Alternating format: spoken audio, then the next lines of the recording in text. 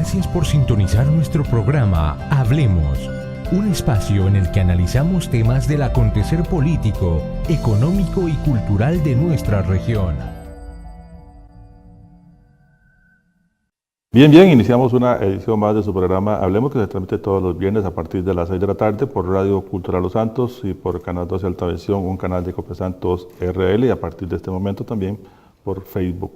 Hoy vamos a hablar acerca del servicio civil y cómo funciona dicha institución con el licenciado Alfredo Hasbun Camacho, director ejecutivo, y con el subdirector también del servicio civil, el licenciado Francisco Chan Vargas. Así es que, buenas noches, doctor Jorge Roldán. Buenas noches, don José Aquiles, Roy. Buenas noches, bienvenidos al programa. Buenas noches, amigos televidentes y radioescuchas. Don Roy Naranjo Vargas, buenas noches, licenciado. Buenas noches, don José, buenas noches, doctor, y por supuesto a don Francisco y a don Alfredo. Muchas gracias por acompañarnos, pues una vez más, todas las personas que nos siguen a través de la televisión y la radio. Don Alfredo Hasbun, buenas noches, licenciado. Buenas noches y mucho gusto estar aquí. Cada vez que ¿Ya es de la casa? Sí, más o menos. Más o menos. Y don Francisco, ¿dice usted que es experto en? Bueno, es experto en todos los temas de servicio civil, pero especialmente en salarios públicos. Vamos a entrarle con don Francisco. Una autoridad profunda en el tema. 35 años de labor en el servicio civil. Buenas noches, don Francisco. Buenas noches, muchas gracias por la invitación. Primera vez que estamos por acá. ¿No conocía la zona? Ah, sí, señor, claro, por acá el café de toda esta zona es más que reconocido. A mi familia le encanta. Bueno, qué dicha. Bien, hablemos de salud con el doctor Jorge Roldán Villalobos, doctor. Adelante. Bien, vamos a hablar un poco sobre salud mental, que nos pidió casualmente Diego, que siempre del programa, ¿verdad? Diego Mata. Él nos pide que hablemos un poco sobre salud mental. Entonces vamos a empezar con la definición de la Organización Mundial de la Salud, de lo que se refiere a salud mental, y 10 datos importantes para entrar con ese tema y poco a poco, durante los siguientes programas, hablando de diferentes la temática sobre salud mental. La salud mental se define como un estado de bienestar en el cual el individuo es consciente de sus propias capacidades, puede afrontar las tensiones normales de la vida, puede trabajar de forma productiva y fructífera y es capaz de hacer una contribución a su comunidad. Así lo define la Organización Mundial de la Salud, que define, dicho sea de paso, la salud como un estado completo de bienestar físico, mental y social, y no solamente la ausencia de afecciones o enfermedades. Entonces, dentro de las cosas que es importante que empecemos a analizar, es que se habla de que el 20% de los niños y adolescentes en el mundo tienen trastornos o problemas mentales. Tenemos también otro dato, que es que los trastornos mentales y los trastornos ligados al consumo de sustancias son la principal causa de discapacidad en el mundo. Cada año se suicidan más de 800,000 personas. La guerra y las catástrofes tienen efectos importantes en la salud mental y en el bienestar. Los trastornos mentales figuran entre los factores de riesgo importantes para otro tipo de enfermedades y de lesiones no intencionales o intencionales. La estigmatización y la discriminación de que son víctimas los enfermos y sus familiares disuaden a los pacientes de recurrir a los servicios de salud mental. Esto es muy importante porque dentro de las causas de trastornos mentales tenemos la depresión, esquizofrenia, enfermedades psiquiátricas, etc. Pero hay algunas muy comunes como la depresión y mucha gente no acude al médico en el momento adecuado por la estigmatización que hay a nivel social. Otro dato es que la mayoría de los países es más frecuente las denuncias de violaciones a los derechos humanos de las personas con discapacidad mental o psicológica, o sea que aparte de que tienen sus problemas de salud mental, son víctimas. Y finalmente existen grandes diferencias en el mundo en la distribución de profesionales competentes en salud mental. Me parece que el tema es un tema importante porque pareciera como que las instituciones de salud del país dejan un poco abandonado el tema de trabajar en mantenimiento de la salud mental. Vamos a seguir con estos temas. Claro que sí, lo doy apenas como para entrar. Y de hecho, aunque ya no quedan espacios prácticamente, pero si alguna persona quiere que el doctor Hu los atienda el 11 de agosto en una clínica gratuita aquí en el Hogar de Ancianos de San Marcos, este tema de la presión es un tema que va con la acupuntura. Claro. Así es que pues, si alguna persona todavía no se ha anotado, llame al 2546-6528 y ahí María de la Cruz Roja Leiva la atenderá, le tomará sus datos y la estaríamos llamando para el día 11 de agosto en que se va a dar esta clínica con el doctor Hu. Bien, vamos a la nota de la semana con don Roy Naranjo. Adelante, don Roy. Gracias, don José. Rápidamente esta semana quisiera referirme pues a un videito que ha estado circulando en nuestra zona relacionado con un asalto que se da precisamente frente a las instalaciones del canal. Si bien es cierto, es un hecho aislado, que conversábamos hace un momento sobre el asunto, no es normal, aunque en nuestro país este tipo de actos es muy normal. En nuestra zona, ahí podemos observar el video, fue al cruzar frente al portón de las instalaciones del canal donde se da este hecho delictivo. Si bien es cierto, en nuestras comunidades, en nuestra zona, no es común hacer un llamado a las personas, ahí podemos observar cuando el sujeto pues trata de arrebatarle los objetos personales a la muchacha, ¿verdad? Que dicho sea de paso, actuó muy valiente porque ella inclusive persigue. Vemos un auto que se detiene para tratar de ayudarle un poquito. Y a eso quería llegar, es que nosotros tenemos que estar obviamente atentos a estas situaciones y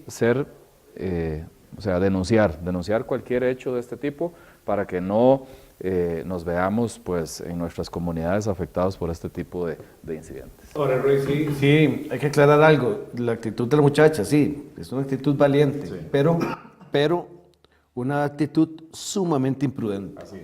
Usualmente las personas que en plena luz del día, en un lugar donde no es común que estas cosas pasen, para que cometa un delito de este tipo, es porque probablemente anda bajo la influencia de alguna droga. Y en el momento que la persona pone resistencia, se expone a heridas por arma blanca, sobre todo por arma blanca, porque estos son individuos que no portan usualmente armas de fuego, pero sí es peligroso para las personas ponerse muy agresivos o resistirse a un asalto. Perdón, y si alguien es testigo de esto o identifica al sujeto, pues entonces informarlo a las autoridades correspondientes, porque hay cierto temor. Es una vía en la que transitan en la que caminan muchos estudiantes hacia el Liceo Tarrazú, y entonces pues estar atentos, no llevar pues objetos de valor también, los muchachos que suelen caminar con el teléfono o hablando por teléfono, entonces cuidar mucho este tipo de actitudes. Muy bien, muchas gracias a los dos, don Roy, doctor.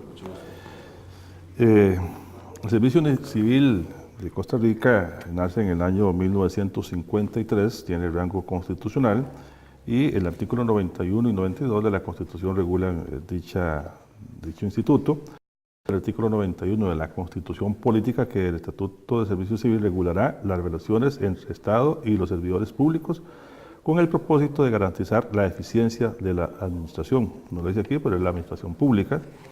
Y para eso hemos invitado hoy al licenciado Alfredo Hasbon Camacho, director ejecutivo del Servicio Civil, y también le acompaña don Francisco Chan Vargas, que es el subdirector del Servicio Civil. Por alguna razón yo no tenía los datos de don Francisco, pero ya el doctor Alfredo nos lo acaba de presentar como una autoridad en la materia. Don Alfredo posee una maestría en la Dirección y Gestión de Sistemas de Seguridad Social de la Universidad de Alcalá en España, una maestría en Administración de Negocios con énfasis en Banca y Finanzas en la National University de San Diego, California, con sede en San José, Costa Rica. Tiene una licenciatura en Administración de Negocios con énfasis en Contabilidad en la Universidad de Costa Rica. Además, como muchos recuerdan, fue ministro de Trabajo en la administración pasada. Y una serie además de currículos que tiene don Alfredo, igual que lo tiene don Francisco. Así es que ya entramos en tema, don Alfredo. Primero que todo, que nos defina qué es el servicio civil, para efectos de que la gente entienda. Porque realmente siempre, incluso ahí está un concepto un poco equivocado de lo que es el servicio civil. Mucha gente dice, mira, es que un empleado público se portó mal y lo premian y duran mucho tiempo para que lo despidan, pese a que la falta es grave y más bien lo mandan a la casa con salarios pagos y todo lo demás. Pero es porque hay desconocimiento de parte nuestra de qué es el servicio civil, cómo funciona, y para eso los tenemos a ustedes hoy aquí para que nos aclaremos todas estas dudas que creo yo son de suma importancia para toda la ciudadanía. Nuevamente, buenas noches, don Alfredo. Bueno, buenas noches y muy agradecido por la invitación en nombre del Servicio Civil.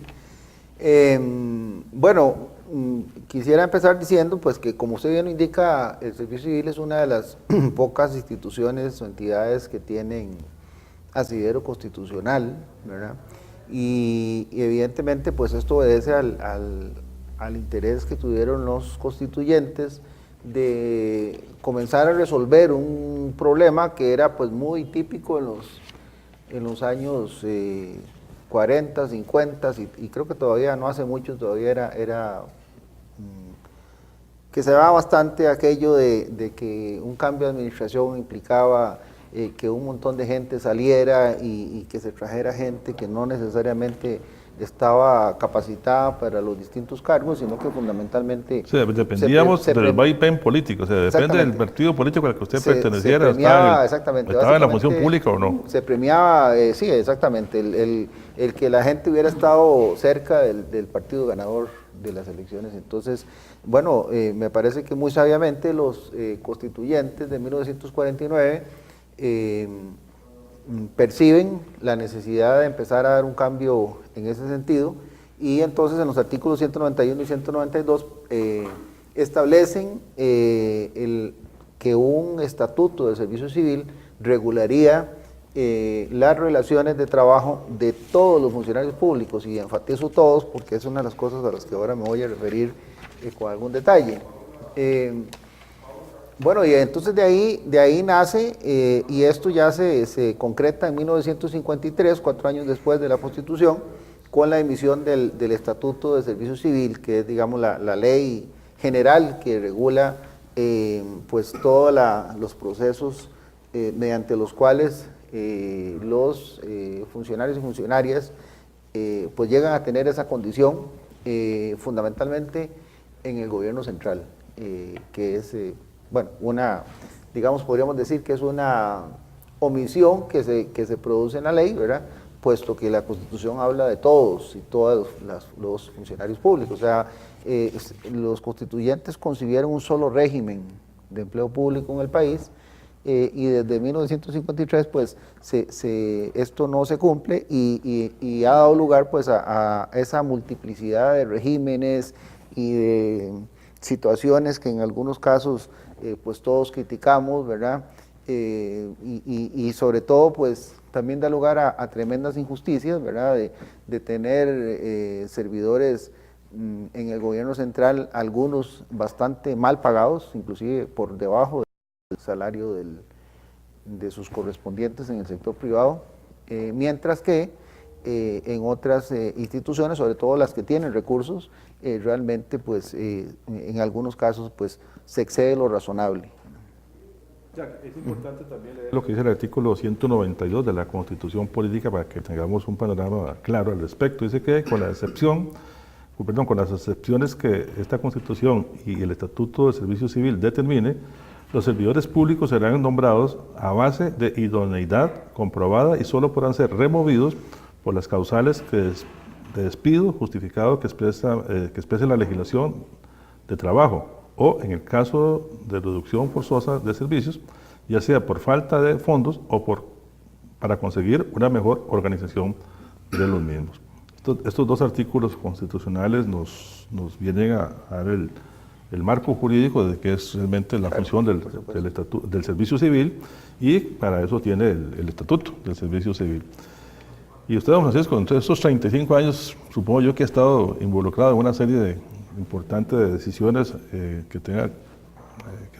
las que haya tomado el servicio civil como tal.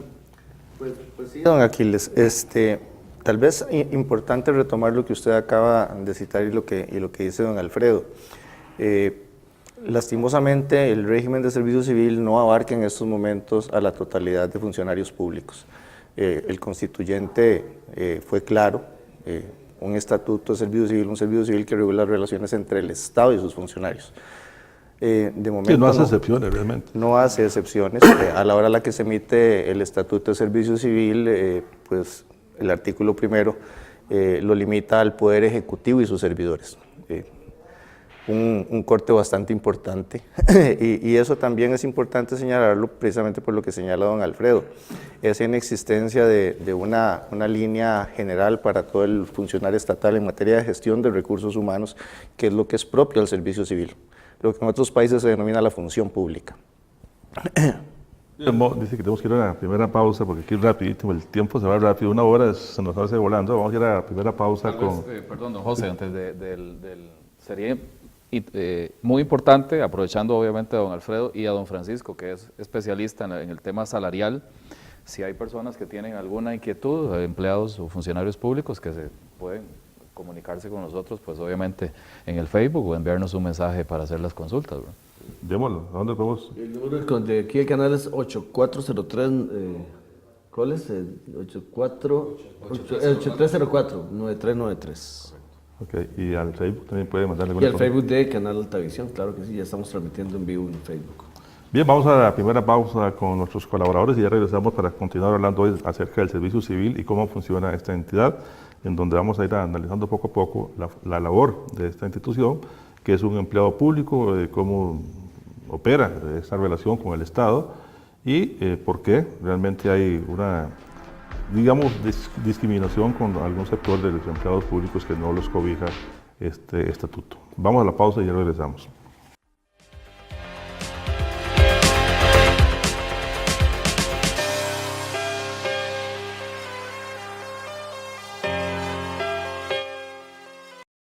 Soy Monseñor Hugo Barrantes, antiguo párroco de esas sierras de Tarrazú, y quiero invitarlos sinceramente para que no perdamos el programa todos los viernes, al programa Hablemos en Alta Visión.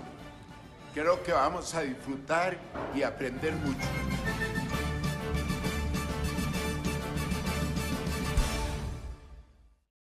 En Hablemos, un programa cultural y educativo que se transmite todos los viernes a partir de las 6 de la tarde por Radio Cultural Los Santos y por Canal 12 Altavisión, un canal de Copesantos RL, y con reprise los días miércoles a partir de las 7 de la noche. Un saludo allá en Santa María de Dota, ese pueblo que está creciendo formidablemente. Esta semana ya se llevó como 6 páginas de los medios de comunicación. A don Ricardo Calderón Madrigal y a toda su familia, porque este premio que obtuvieron con la venta del café de la tasa de excelencia a $30,000 el quintal, es un récord increíble. El récord estaba en $13,000 por quintal y llegaron a 13,000, creo que son 12 sacos. $300 por libra. $300 por libra. Y eso habla... Y esa libra, perdón, esa libra es en grano, ¿verdad? Sí. Cuando lo tuesten se va a bajar un 20% aproximadamente. O sea, Eso habla 800 gramos, quedan como 400 gramos de café aprovechable en $300. Eso habla muy bien de lo que es el cafetalero de la zona de Los Santos y este de Santa María de Dota, todo de Santa María Tarrazú, Dota y León Cortés, realmente todos hacen un gran esfuerzo, pero esto es un premio a ese esfuerzo mayor que implica trabajar bien la tierra, atender bien el café y desde luego tratar de presentarle al consumidor la mejor calidad del grano, que en este caso sí es de oro, ¿verdad? Además de oro todavía, porque lamentablemente un quintal lo están pagando a $113 por quintal, y en este caso a $30,000 por quintal. Es toda una... y ahí hay otros cafetaleros como Joel Monge también, que está pujando fuertemente con la marca, con el café Geisha. Es que para don Ricardo y a toda su familia, pues un saludo, y también a doña Carmen Navarro en Santa María de Dota. Doctor. Tenemos aquí una consulta que nos hace don Jesús Barbosa Letana. Dice: mi esposa tiene 14 años como profesora de preescolar en el Ministerio de Educación Pública y a pesar de tener 2 licenciaturas sigue como interina. ¿Cuánto más debe esperar para no seguir rotando por las escuelas? Bien, don Francisco, don Alfredo. Don Alfredo. Sí. Eso es una de las preguntas muy frecuentes que hay realmente. Sí. El interinazgo y gente que pasa toda la vida siendo interino, ¿verdad? Sí, bueno, hay que indicar que realmente hay una realidad que efectivamente, bueno, todavía hay, pero había todavía mucho más hace 4 años de cantidad de personas interinas. Bueno, el gobierno de la República se interesó en el tema y lo estuvimos estudiando con los grupos de trabajadores justamente en la Comisión Negociadora de Salarios, y al final de cuentas hicimos un acuerdo que permitió posteriormente emitir una resolución facilitando muchas cosas para que se puedan hacer concursos internos con una, digamos, con una mayor agilidad y una mayor facilidad de la que había antes para hacerlos. Sigo considerando, me parece que todavía hay oportunidades de mejora, porque creo que las facilidades que el gobierno de la República dio, modificando el reglamento del Estatuto de Servicio Civil, y que posteriormente dio la Dirección General de Servicio Civil, emitiendo una resolución, no han sido aprovechadas adecuadamente, y creo que esa es una de las grandes áreas de preocupación. Justamente la semana pasada hablaba con don Carlos Alvarado, presidente de la República, de este tema, y bueno, y eso es uno de mis ocupaciones, más que preocupaciones, de cómo agilizar esto, ¿verdad? Creo que hay muchas posibilidades de mover esto de una forma mucho más ágil, que permita, pues, que la mayor cantidad posible de personas logren obtener su propiedad. Claro, aquí es importante, don Francisco, ¿por qué se da esta situación? Si tenemos un estatuto que regula desde el año 1953 y tenemos que 50 y 63 años, 60 ¿qué? 65 años. Recién cumplidos. Y sigue esta situación dándose así. Sí. ¿Es culpa de ustedes o es culpa del Poder Ejecutivo, que es el que toma finalmente alguna decisión al respecto? Yo no, perdón, no hablaría de un tema de culpa, hablaría de la presencia de ciertas variables que precisamente afectan mucho el comportamiento del empleo. Y el caso de los educadores, en el régimen de servicio civil, precisamente el Ministerio de Educación Pública, es muy particular. Estamos hablando de una población que ronda casi los 80.000 educadores para efectos de todas las instituciones sujetas al Ministerio de Educación Pública. O sea, lo que es preescolar, primaria, secundaria, vocacional, académica. En este volumen de funcionarios se presentan primero múltiples movimientos, la deserción de personas, la Dirección General de Servicio Civil corre los procesos para calificarlos, son procesos impresionantes. Cuando usted saca a concurso docente, le pueden llegar fácil 30.000 oferentes, con calificaciones muy buenas, precisamente porque la educación ha tenido un gran avance en formación, en cantidad de profesionales en educación, y estas 30.000 personas fácilmente le representan 140.000 ofertas de servicios diferentes, porque un educador con formación en primaria puede optar también por dar lecciones en secundaria. O sea, recordemos que, por eso digo que es una mezcla perdón, de variables interesante, porque es una gran cantidad de oferentes y no es una gran cantidad de puestos a disposición. Don Roy. Se da, o sea, dicho en términos muy nuestros, se da la contratación a dedo en algunas instituciones del sector público. Sí, bueno, mire, eso ha disminuido drásticamente, diría yo, por lo menos estoy hablando, digamos, del servicio civil, porque en el caso del Poder Ejecutivo está definido por ley que los jerarcas pueden tener únicamente 11 plazas de confianza, o sea, 10 técnicas, digamos, y su chofer ahí de confianza. Lo que significa que básicamente esos son las personas que pueden nombrarse, y en algunos casos, en algunas instituciones, que los directores generales, digamos, pero eso no está dentro del régimen. Esos están fuera, digamos, que son de nombramiento discrecional, pero le puedo decir que en la mayoría de instituciones del Poder Ejecutivo el 95% de las personas tienen que seguir, digamos, el proceso normal de calificación de idoneidad a través del servicio civil. Doctor, eso está muy restringido. Hay una noticia que me parece que buena noticia cuando dice: el Servicio Civil le aclara al Ministerio de Educación Pública que la reducción del plus por dedicación exclusiva se aplica al magisterio. Perdón, vuelva a leer. Dice: el Servicio Civil le aclara al Ministerio de Educación Pública que la reducción de pluses por dedicación exclusiva sí aplica al magisterio. Entonces, cuando ustedes explican de que van a bajar la educación exclusiva, en algunos casos de 55% a 25%, que me parece excelente, pues ya hay que empezar a recortar los gastos en pluses salariales. Pero hay una pregunta que tengo y es porque dice, actualmente el Ministerio de Educación Pública paga 13.414 funcionarios la dedicación exclusiva. ¿Realmente se ocupa que hayan 13.000, casi 500 personas recibiendo educación exclusiva cuando lo que estudiaron es para ser educadores? Ok. Bueno, vamos a ver.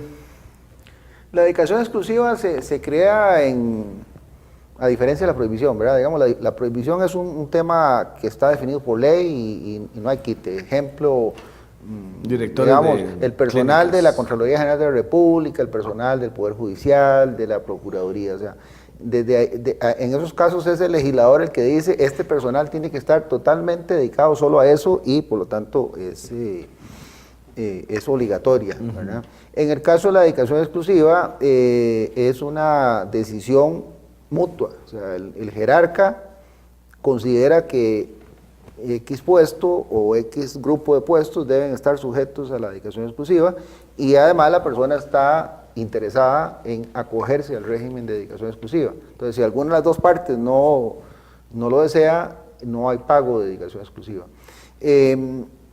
Bueno, en estos casos es una decisión fundamentalmente de los jerarcas. O sea, el jerarca es el que tiene la responsabilidad de justificar por qué le va a pagar dedicación exclusiva a, digamos, a determinado jefe de un departamento, para decir algo.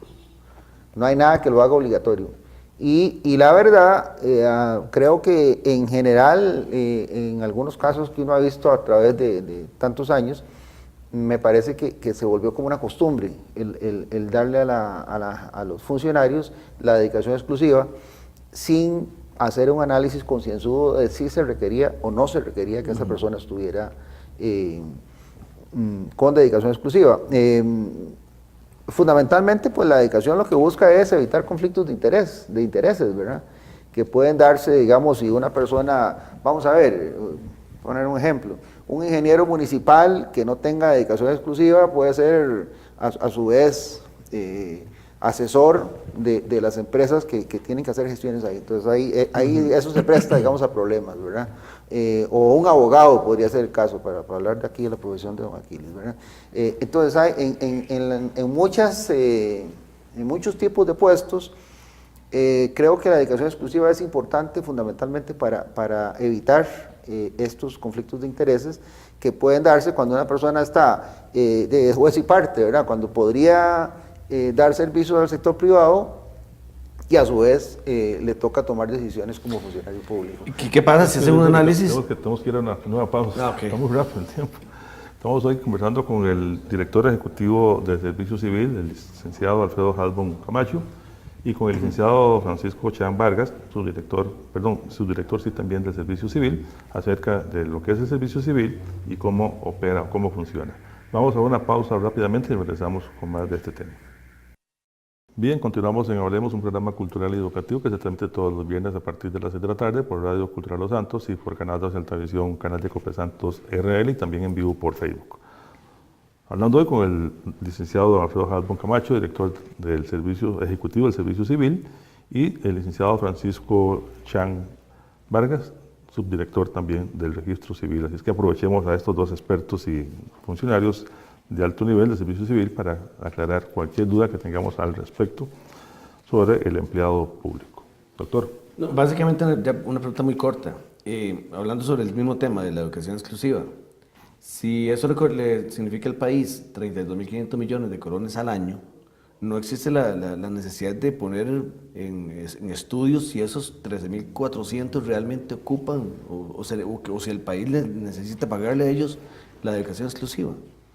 Sí, bueno, eso en realidad ya está estipulado, ¿verdad? Desde el gobierno pasado creo que se sacó una directriz obligando a los jerarcas a que cuando los contratos vencen, porque no son contratos de tiempo indeterminado, sino que tienen una vigencia, creo que normalmente 2 años, ¿verdad? 2 años, sí, de 2 años. Entonces, no es un derecho adquirido. Entonces, el jerarca puede evaluar la situación, retomar la situación y decir, bueno, en tales puestos no se justifica porque cambiaron las circunstancias o porque simplemente no se había justificado en su momento. Yo le entendí al doctor que decía es que usted dio 2 ejemplos en donde tal vez es válido la dedicación exclusiva. Un abogado, un ingeniero a nivel municipal, pero el educador no tiene muchas alternativas como para estar ocupando otro puesto, competencia del ministerio. O sea, ¿dónde sería la competencia? En una part-time en otra escuela, pero sí, igual sí, no o sería... otra escuela privada, pero eso no sería como competencia, ¿verdad? Entonces, como que no se justifica que un educador lo pongan como a una actividad como de dedicación exclusiva si no hay dónde ir a competir. Sí, bueno, tal vez en esos casos, lo que sucede es que en algunos casos simplemente se ve como un complemento del salario. Simplemente es un porcentaje que lo que hace es incrementar el salario, digamos, a un monto que sea más competitivo. Y en el caso del magisterio tiene una explicación, que hace poco la veíamos, es que los docentes se les paga por lección, y ese monto resulta ser más alto que los administrativos, que los directores de colegio, de escuela, etcétera. Si ellos no tienen dedicación exclusiva, resulta ser más alto siendo los jefes, lo cual es un absurdo, ¿verdad? Es un absurdo administrativo. Se supone que a mayor jerarquía pues debe haber mejor salario. Y entonces en esos casos casi que se ha visto como un complemento salarial más que lo que les hablaba de aquellos casos en que se trata más bien de evitar circunstancias de conflictos de interés. ¿Lo Yo voy a hacer preguntillas así en términos, en palabras comprensibles. O sea, ¿por qué la mayoría de personas, bueno, en mi caso no tengo experiencia en el sector público, creo que José Quiles y el doctor, no sé, creo que tampoco, ¿verdad? No, laborar en el sector público. Pero las personas, la mayoría de personas dicen, es que es muy difícil ingresar a una institución pública. ¿Por qué? Tal vez don Francisco, ¿por qué es un común en las personas? Pues ahí podemos aprovechar para que nos explique cuál es el procedimiento para ¿Y cuál es el participar en una terna, digamos, para ser electo en un puesto público.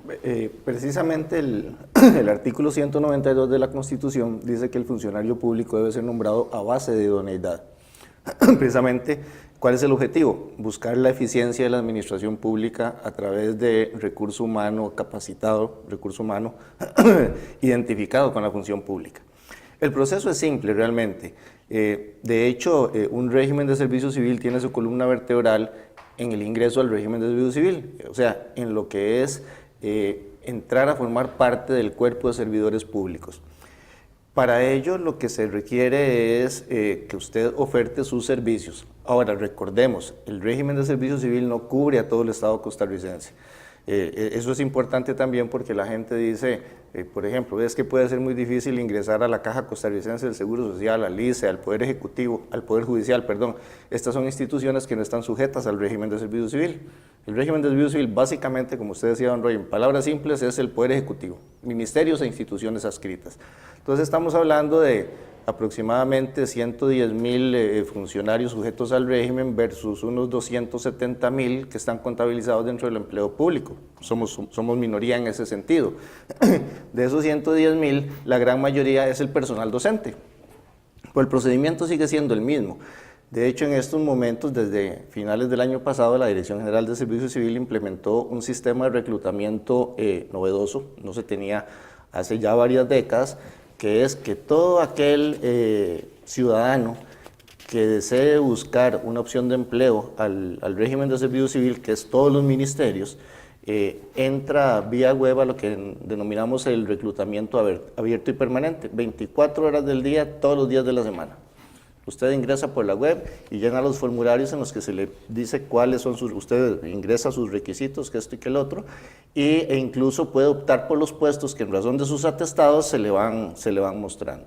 Entonces el reclutamiento es abierto, es permanente, pongámoslo en esos términos. Una persona puede optar por varios puestos en diferentes ministerios, por ejemplo. De hecho no opta si hay plaza. De hecho no opta por el ministerio en particular, precisamente porque el régimen de servicio civil es todos. Okay. O sea, si usted entra a concursar, concursa para el régimen de servicio civil, pero sí puede optar por diferentes puestos si sus atestados le dan los requisitos suficientes para ello. Ahora, ¿qué pasa con esas plazas que son, o sea, que tienen como dentro de los requisitos X cantidad de tiempo de experiencia dentro de o ejerciendo ese puesto en el gobierno? No es excluyente con gente que podría estar muy bien preparada, pero que ahí nunca han tenido abiertas las puertas para ingresar al gobierno. Es que la experiencia que se pide en las clases de puestos del régimen de servicio civil no es experiencia en gobierno, no, es experiencia. Por ejemplo, para ser profesional 2 dentro del régimen de servicio civil, se requiere que usted tenga al menos una licenciatura universitaria y tenga al menos 3 años de experiencia profesional. Esa experiencia profesional usted la puede haber adquirido perfectamente en el sector privado. Okay. Y los que están en el sector público, que compiten por una misma plaza con gente que nunca ha estado en el sector público, ¿no tienen puntos a favor por ya ser parte de No, señor, no, señor. Precisamente en esta oferta externa abierta concursan igual aquellos funcionarios públicos activos como aquellos ciudadanos que no tienen un puesto dentro de una institución pública, en la oferta abierta. Pero recordemos que la oferta abierta, o sea, el concurso externo no es la única opción de llenar las plazas dentro del sector público. Precisamente uno de los importantes baluartes de la función pública es el mérito. Y usted hace mérito dentro de las instituciones. Entonces, lo que denominamos la carrera administrativa, el nombramiento vía ascenso de personal, si ya es de personal que ya está dentro del régimen del servicio civil. Eso es mérito, precisamente. Por eso le denominamos un régimen de méritos. Okay. Don Alfredo, el gobierno de don Carlos Alvarado está promoviendo pues cambiar la imagen sobre el empleado público. ¿Cuál es la política que están siguiendo ustedes al respecto? Sí, señor. Bueno, efectivamente, don Carlos le ha concedido mucha importancia al tema del empleo público, al punto de que fue uno de los aspectos mencionados por él en su discurso del 8 de mayo, lo que evidencia pues la importancia que se le está dando a esto.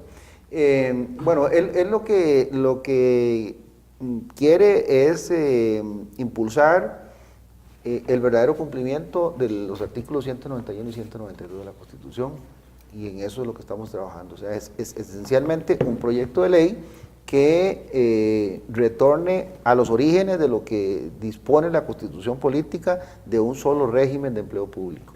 ¿Con un solo salario también? Bueno, con un solo esquema salarial. Un solo esquema salarial. Quiere decir que todo, independientemente de la institución, llámese municipalidad autónoma, gobierno central, todos deberían ganar lo mismo. O sea, un ingeniero municipal no tiene por qué ganar menos que un ingeniero en el ICE, por ejemplo, para decir algo. Y ahí es donde entra la pregunta para don Francisco, entonces, ¿por qué esta desigualdad salarial? O sea, que lo vemos que no sé si para usted o don Francisco, que un misceláneo de la Universidad de Costa Rica, que no tiene nada que ver con el sector público, porque no está en otro régimen, gana mucho más que a veces un ministro. O sea, inclusive, pongámoslo porque esta es una noticia de La Nación, donde dice desigualdad salarial en el gobierno. Un funcionario gana hasta 3.2 millones más que otro en el mismo puesto, que otro con el mismo puesto. Sí, bueno, vamos a ver, lo que más se da, ¿verdad? Porque esa información tenía ahí algún problema de enfoque, pero lo que más se da es diferencias entre instituciones, ¿verdad? Y eso se debe precisamente a que el Estatuto del Servicio Civil dejó por fuera a todas las demás instituciones diferentes del Poder Ejecutivo. O sea, incluyó solo el Poder Ejecutivo y no todas las demás, como dice la Constitución. Sí, deberían estar ahí también las autónomas. Deben estar las autónomas, deberían estar los otros poderes de la República, el judicial, el legislativo, deberían estar las municipalidades, y no están. Entonces, ¿eso qué pasó? Bueno, en la práctica han sido la jerarquía de cada institución la que maneja el régimen salarial, los criterios de contratación, etcétera, y eso ha permitido que haya esa absoluta dispersión, de criterios de contratación, esa dispersión en cuanto a políticas de contratación, en cuanto a políticas de reclutamiento y por supuesto lo salarial. Y entonces encontramos cosas que no tienen ni pie ni cabeza. Yo no puedo aceptar, y lo he dicho una vez más, lo digo públicamente, no puedo aceptar que exista funcionarios de alto nivel del sector bancario, por ejemplo, que ganan la módica suma de 13, 15 14 millones millones de colones, O sea, un gerente o un director bancario que gana 13, 14 millones de colones cuando el presidente de la República gana 5. Y a mí no me digan, pero no hay una persona que tenga más asuntos complejísimos que resolver en este país. Y responsabilidad que el presidente de la República. República. Bien, vamos a ir a la última pausa con nuestros colaboradores. Ya regresamos hoy hablando con el Servicio Civil y cómo funciona dicha institución con el licenciado Alfredo Adún Camacho, director ejecutivo, y el subdirector también del Servicio Civil, el licenciado Francisco Chan Vargas. Regresamos en un instante.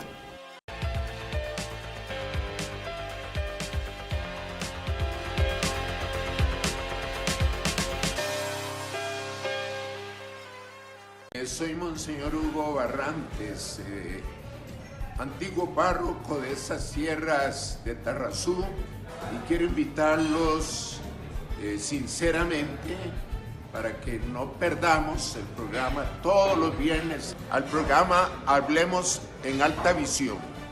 Creo que vamos a disfrutar y aprender mucho.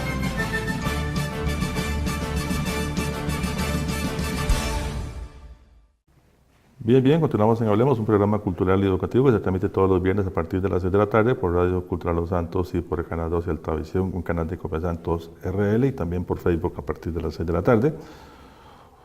Y con repetir los días miércoles a partir de las 7 de la noche. Un saludo allá en Santa María de Dota a don Rolando Porras Monjes, dice que está en sintonía del programa Hablemos. Muchas gracias, don Rolando. Es un aguacatero allá de Copey de Dota, de alto calibre. Doctor, un mensaje. Aquí tenemos otros saludos, don Jesús Barbosa Retana, Diego Mata, don Pablo Antonio Chacón Zúñiga, Sergio Estúa. Es el del ICT, don Claro. Pablo es el de San Gerardo Dota, está ahora parte de la Junta Directiva del ICT. Saludos, Pablo. Don Gerardo Ureña, también en sintonía, Magali Dobles, Edgar Madrigal Gómez, Juan Diego Rojas Solís, dice excelente programa. Silvia Oviedo está viendo el programa también, Marco Hernández, don William Moreno León, Marianela Monge Mora, Julio Retana Navarro, Carolina Núñez, Julio César Solís y Brent Roberts, también Ana Mata Camacho. Y por aquí tengo unas impresiones que nos da una educadora que nos dice, sí se dan a dedo nombramientos, gente con baja con bajas calificaciones se mueven con facilidad a donde elijan, hablando específicamente del Ministerio de Educación Pública. Guardan puestos a sus amigos. Dice que hay un montón de argollas. Dice que los traslados para unos aplica y para otros no, que el artículo 101 y a unos, lo aplica para el artículo 101 para unos y para otros no. En fin, lo que nos está exponiendo ella es que a nivel del Ministerio de Educación Pública las cosas no son tan transparentes. Y aprovechar, porque se habla ahí del traslado. Hay también me hicieron una consulta que cómo se hace para ascender de puesto en una institución, o sea, cuál es el mecanismo ya cuando está nombrado por el registro civil. Lo que dice esta educadora, creo yo que contraviene lo que dice el artículo 13 del Estatuto del Servicio Civil. Don Francisco. Sí, igual, perdón, para unir, o sea, tengo una consulta que me llegó vía WhatsApp que dice que si es potestad del Ministerio de Educación Pública o del Servicio Civil el otorgar propiedades a los educadores. Bueno, entonces también para unir. Si aprovechemos porque ya es el último segmento. Diría yo que es una responsabilidad de las dos partes. Normalmente nosotros lo que hacemos es llevar adelante el proceso de declaración de idoneidad, la inclusión en los registros de elegibles, y las autoridades del ministerio correspondiente son las que toman las que escogen, digamos. Ellos normalmente se les envía una nómina y con base en esa nómina pues escogen a la persona que estiman pertinente. Nosotros no podemos imponerle a la administración a X o Y persona. Pero Alfredo, dice aquí, dice el artículo 13, que le compete a usted, al director general, analizar, clasificar y valorar los puestos del Poder Ejecutivo, comprendidos dentro de esta ley.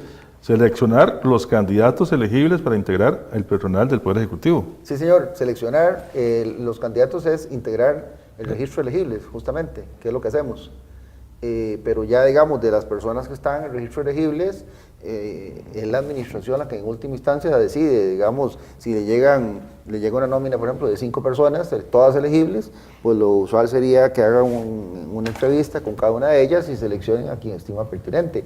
A ver, podría darse el caso de que la persona electa sea conocida de quien elige, pero bueno, si ya cumplió con todo el proceso previo de ser elegible, pues digamos es una situación a derecho. Ahora, lo que mencionaba la otra persona que participó, podría ser, y bueno, nosotros estamos anuentes a escuchar, también tenemos una auditoría de recursos humanos, es una auditoría como externa de todas las direcciones de recursos humanos, y con mucho gusto podemos examinar casos concretos, ¿verdad? También, y tomar las medidas que correspondan. O sea que si alguien, perdón, algún educador tiene dudas respecto a este tema, podría dirigirse a ustedes directamente. Con mucho gusto poder dirigirse a mi dirección de correo, ¿verdad? Es ahasbun y @dgsc, que es Dirección General de Servicio Civil, .go.cr. Con mucho gusto, y ahí le damos el trámite del caso. Ahorita le decimos al muchacho del canal que si puede tomar el dato. Okay. O la de don Francisco también. Correo.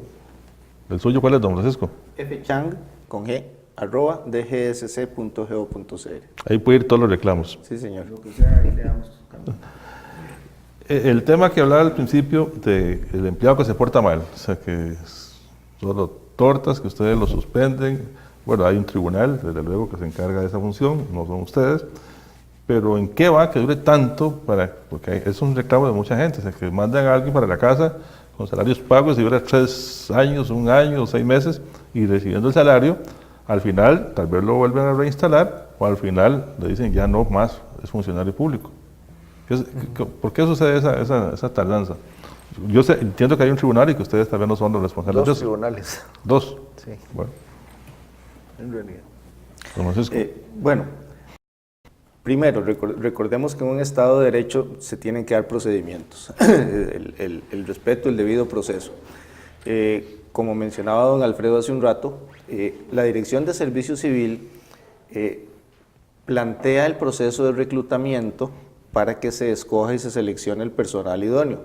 De igual manera en que es al jerarca institucional al que le corresponde escoger de los registros de elegibles, es el jerarca institucional, dígase ministro si es del caso, quien decide si quiere poner la queja ante el Tribunal de Servicio Civil para el despido de un funcionario. El Tribunal de Servicio Civil es un ente totalmente independiente de la Dirección General de Servicio Civil. Es el título 3º del estatuto, es un título de una ley propia. Su reglamentación, su funcionalidad es totalmente independiente de la Dirección General de Servicio Civil. A nosotros lo único que nos corresponde es instruir el expediente. ¿Qué es instruir el expediente? Pues que cuando un ministro solicita que se abra el proceso para el despido de un funcionario, el tribunal le remite a la Dirección de Servicio Civil la documentación para que nosotros recojamos los testimonios, recojamos la documentación correspondiente, las partes llegan, dan sus declaraciones ante la Dirección General y la Dirección General devuelve el expediente al Tribunal de Servicio Civil. Por feo que suene, hasta ahí llegó nuestra participación. De ahí en adelante, el tiempo que se dilate la resolución del caso, a favor o no a favor, está en manos del Tribunal de Servicio Civil. Y la otra instancia todavía que menciona don Alfredo, que es el tribunal siguiente. Y nos quedan 3 minutos de programa, doctor.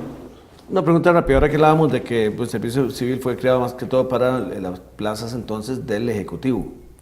¿Existe alguna tendencia, alguna posibilidad de que eso se amplíe para poner las cosas en orden? Sí, eso es lo que estamos, lo que tiene que explicar don Alfredo, porque sí, efectivamente habla del sector público. Y entonces si lo vemos como solo del Poder Ejecutivo, como que queda esa duda, y es lo que ustedes van a tratar de resolver. Exactamente, exactamente. Sí, eso es lo que trataríamos de resolver con este proyecto, digamos, que está trabajando la administración Alvarado, y ya, digamos, hay un borrador adelantado que se espera que llegue a conocimiento de la Asamblea Legislativa a inicios del próximo año, un poco para dar tiempo a que primero pase lo del plan fiscal, ¿verdad? Porque en realidad a veces se tiende a confundir. Hay gente que dice empleo público y es salarios, y no es salarios únicamente. O sea, hay una gran cantidad de aspectos propios de la Administración de Recursos Humanos que se involucran en esto. Y entonces, por esa razón, la idea nuestra es que una vez que el proyecto sea avalado por don Carlos, pues llegue a conocimiento de la Asamblea a inicios del próximo año.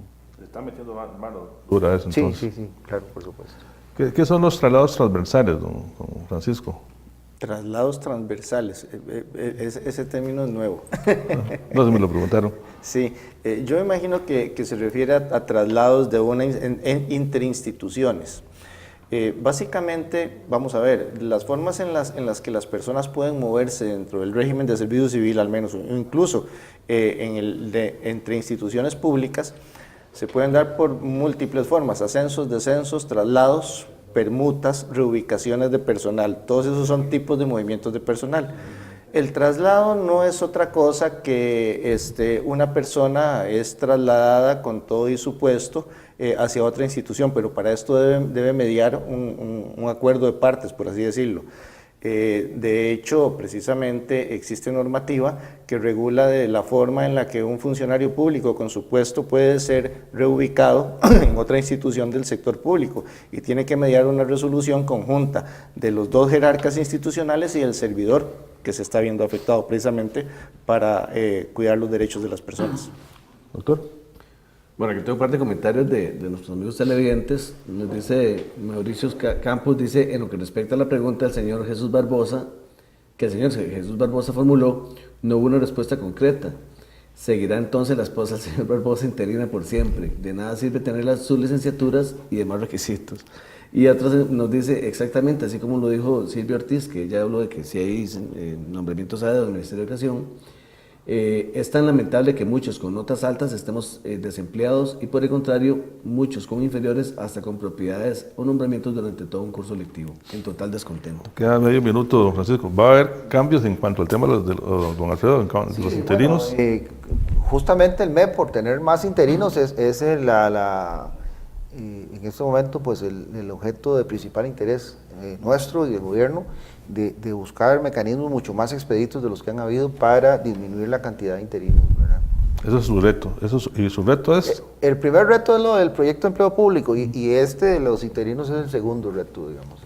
Bueno, les agradecemos a los dos, porque realmente, lamentablemente, siempre el tiempo es nuestro peor enemigo, y en estos casos muy rápido. Muy rápido. Eso es señal de que el tema requiere de más análisis, y tal vez sería importante que usted se comprometa, don Francisco, don Alfredo, que podamos tener algún miembro del tribunal también para que venga a explicar los procedimientos a seguir para que un empleado público pueda ser suspendido Con mucho gusto, sí. o darle de baja como empleado, ¿no? Para que la gente tenga todo el panorama. ¿Está bien? Sí, por supuesto. Eso sin comprometerlo, desde luego. No, con mucho gusto lo hacemos. Y ya cuando usted logre su cometido de tener un esquema de empleado público más justo y más universal, pues también lo vamos a comentar. Perfecto. Cuando tengamos el proyecto lo venimos aquí a discutir y a analizar con el mayor de los Y va a haber igualdad salarial, para todos, don Francisco. Es uno de los principios. Recordemos que nuestra legislación es contundente en ese sentido. A igual trabajo, igual salario, en iguales condiciones de eficiencia, ¿verdad? Bien, muchísimas gracias a los dos, porque realmente ha sido muy interesante hablar sobre este tema del servicio civil.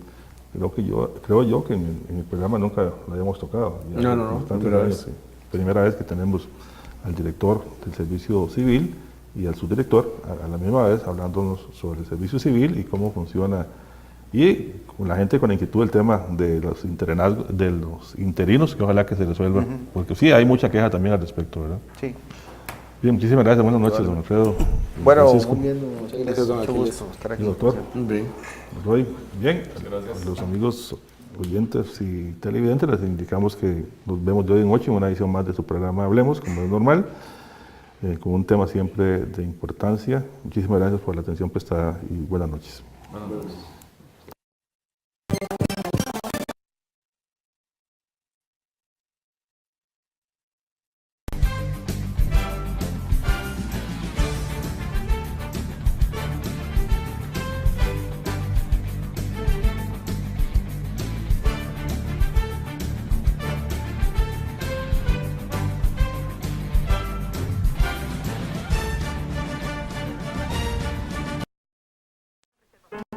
Ve la televisión